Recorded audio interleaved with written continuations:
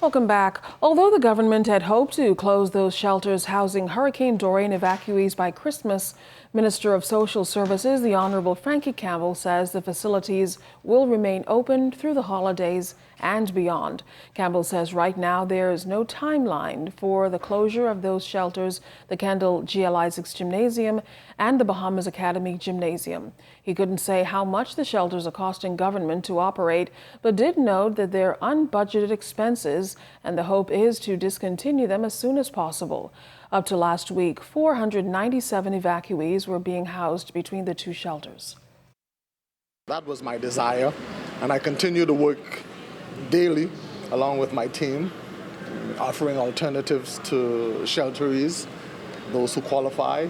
We're offering rental assistance that might enable them to get some form of independence to go on their own.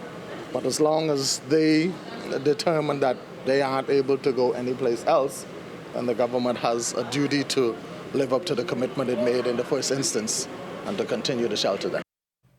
Now, Minister Campbell says evacuees have been accepting the offer of rental assistance and seeking private accommodations.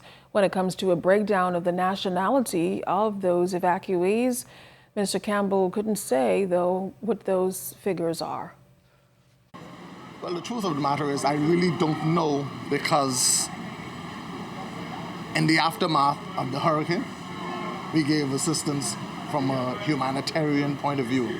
And so that was not an issue for me as the minister. That was not an issue for the social workers.